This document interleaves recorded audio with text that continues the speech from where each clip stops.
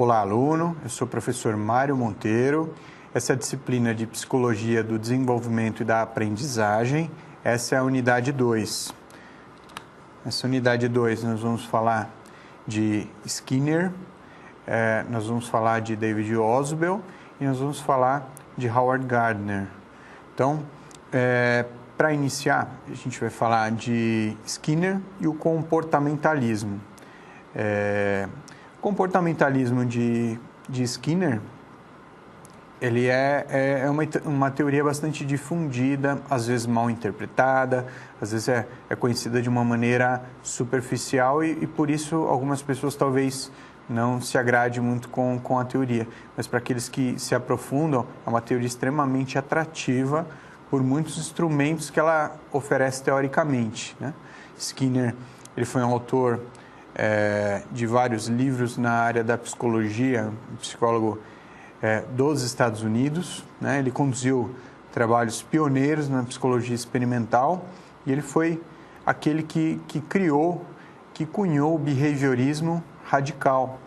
Behavior é comportamento em inglês, então é comum nós vermos comportamentalismo, às vezes behaviorismo, enfim. Isso deve ser melhor compreendido para que possa se identificar melhor com a teoria.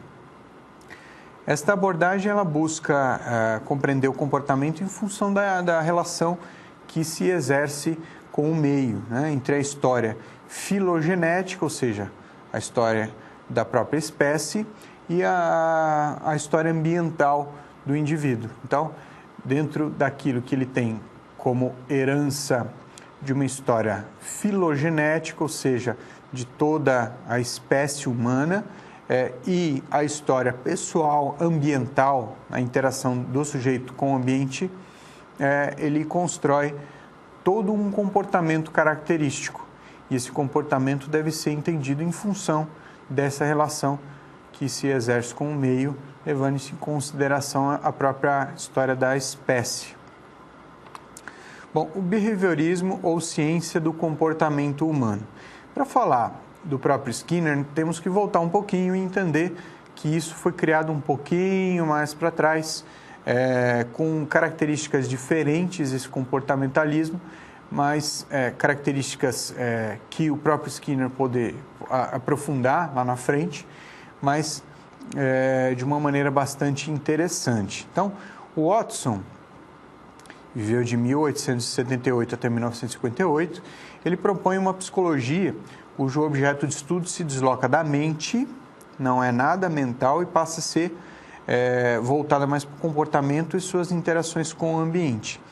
Então, é um momento onde há uma certa, dentro a própria ciência da psicologia em si, onde há uma certa rejeição em termos de uma psicologia mais mental, até desenvolvida por Sigmund Freud, que volta-se aos estudos do inconsciente e nessa visão, nessa característica do comportamentalismo, ela é totalmente incoerente nas palavras dos comportamentalistas. Por quê? Porque passa a ser muito pouco palpável. Eu não consigo imaginar o que tem dentro da cabeça de uma pessoa, mas eu consigo ver o comportamento da pessoa. Esses são os argumentos que os comportamentalistas colocam quando tentam criticar, de alguma forma, a teoria mentalista, né, de Freud, por exemplo. Então, o método de estudo do comportamento ele deve ser o de qualquer ciência, observação e experimentação. Então, deve-se observar o comportamento e experimentar o comportamento com alguns estímulos específicos para verificar que tipo de resposta o sujeito pode proporcionar. Então, mas sempre envolvendo comportamentos publicamente observáveis e evitando a auto-observação. Não adianta eu querer me auto-observar, porque com certeza eu vou colocar interpretações equivocadas, não é muito objetivo isso, né? Então, comportamentalismo é visto, então, portanto, como estudo das interações entre o indivíduo e o meio. O meio visto como ambiente ou o contexto que o sujeito vive. Então, reforço, Comportamentalismo como estudo das interações entre o indivíduo e o meio. Por que estou reforçando? Porque observar só como o sujeito se comportou, sem olhar o que o ambiente estimulou, passa a ser completamente sem significado. É a mesma coisa de entrar em uma sala onde tem duas pessoas conversando e ouvir a frase final da pessoa sem ouvir o que incitou ela a responder daquela maneira.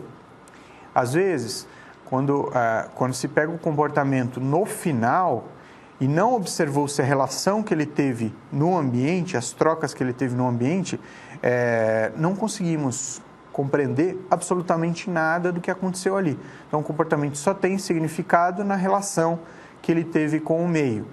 Se vai se julgar uma resposta do sujeito, precisa se verificar qual foi a incitação àquele tipo de resposta comportamental que o sujeito manifestou. Bom, o Watson e o comportamento respondente. Comportamento respondente foi a maneira como foi cunhada esse comportamentalismo de Watson. Existem dois instrumentos, o estímulo e a resposta. Estímulos não voluntários, eles são conhecidos como estímulos incondicionados, ou seja, se não foram voluntários, independentemente das condições, eles vão apresentar uma característica semelhante. Então, eles geram respostas incondicionadas, que é igual a involuntária, uma resposta reflexa. Quando recebem qualquer estímulo apropriado, eles apresentam independentemente das condições, eles apresentam aquela reação. Então, por exemplo, a reação, o exemplo bacana é a reação pupilar. Quando se coloca um foco de luz na pupila da pessoa, a pupila contrai. Isso é um reflexo incondicionado a partir de um estímulo qualquer, um estímulo de foco de luz, ele produz essa resposta independentemente das condições. Isso vai acabar acontecendo. Então, já diferente disso, uma resposta condicionada, ela é vista como pareada. Como assim? Ela possui um par porque ela foi aprendida, né? Um bom exemplo é o cão de Pavlov, que é um outro comportamentalista, e é uma história interessante que eu vou tentar resumir. Acontece o seguinte, Pavlov tinha um cachorro, e para esse cachorro ele sempre apresentava um pedaço de carne para esse cachorro. Então, toda vez que ele apresentava um pedaço de carne e o cachorro percebia esse pedaço de carne, o cachorro começava a salivar. Isso é um estímulo incondicionado. Só que para verificar se há a possibilidade do cachorro aprender ou parear com outros tipos de estímulo, Pavlov apresentou um estímulo intermediário para verificar se ele conseguia condicionar a aprendizagem desse cachorro. Então, antes de apresentar essa carne para o cachorro, ele tocava uma campainha. Então, ele tocava a campainha, apresentava um pedaço de carne e o cachorro começava a salivar. E ele repetia isso várias vezes. A partir de um determinado número de vezes, só ao tocar a campainha, o que acontecia? O cachorro já começava a salivar. Isso é uma resposta condicionada, pareada. Então, qual o par? É a campainha e a salivação, porque ele associava a campainha já ao pedaço de carne que logo viria, né? Então, é uma resposta aprendida. Bom, o behaviorismo radical de Skinner, ele já entra de uma maneira muito mais aperfeiçoada, muito melhor estudada e não fica só nesses dois instrumentos de estímulo e resposta. A proposta de Skinner, embora se trate também de um comportamentalismo, ele se afasta tremendamente daquilo que apregou o Watson. Então, é um erro você reunir dentro do mesmo círculo e dizer que o Watson e o próprio Skinner falavam a mesma coisa. Não Skinner aprofundou muito a teoria, então a teoria de Skinner hoje é bem aceita, enquanto a de Watson facilmente seria refutada nos dias atuais. O Skinner concorda com o Watson quanto à questão da ciência do comportamento, do objeto de estudo, do alocamento dessa ciência no rol das ciências naturais, ou seja, de algo observável, de algo experimentável, né? Mas ele discorda principalmente no que se tange ao banimento do campo privado, né? Daquilo que é privado do sujeito, ou seja, da questão mental, ou seja, a subjetividade no estudo do comportamento ela também é vista como favorável para Skinner. Skinner estuda o comportamento verbal dos sujeitos, estuda o comportamento emocional dos sujeitos. Então, ele não descarta essas questões privadas que propriamente o Watson refutava, não esquecendo que realmente ele relaciona ao comportamento observável, né? Mas as questões privadas são realmente estudadas em forma do comportamento. Bom, o conceito de condicionamento operante de Skinner, que é um conceito fundamental, ele passa a ser uma coisa bastante interessante. Então, o comportamento operante é aquele que opera sobre o mundo, quer direta ou indiretamente. Ele tem algum efeito sobre o mundo e abrange as consequências.